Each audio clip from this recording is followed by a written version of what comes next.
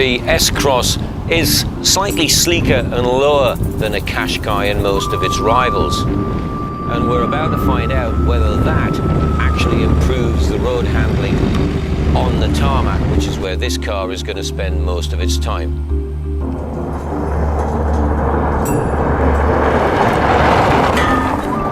Now, as we all know, Suzukis are not normally cars that catch your eye. They're not dramatic. They're all about reliability. They're all about sensible and quite often very mature owners. But in the last few years, Suzuki have really been changing their image. Slowly, but quite effectively. You get the option of two engines with the S-Cross, 1.6 petrol or a 1.6 turbo diesel. It's an interesting mix of styles, this, because it has a touch of ruggedness about it, but it also has a blend of, it looks quite sleek from the side profile. I actually think that this is probably the most attractive all-round car that Suzuki have ever done.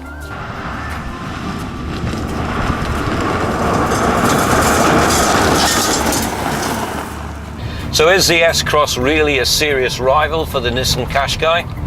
I think it is.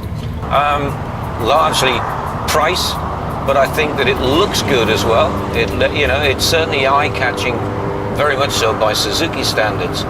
But it's the fact that the price starts at $14,995. Okay, that's for the two-wheel drive version. But around about 16 to 19,000 pounds, which is what several of the mid-spec models do, it is very competitively priced. The only time I think that the car gets a little out of hand is when it gets over 20,000.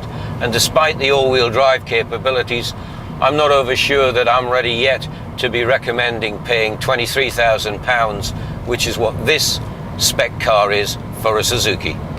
You've just had a fairly dramatic example back in the woods of what Suzuki's new model, the S-Cross, can do off-road.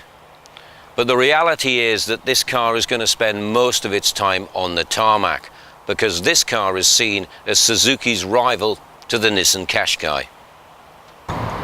Suzuki are making steady progress on improving their interiors. Always a bit of a letdown in the past.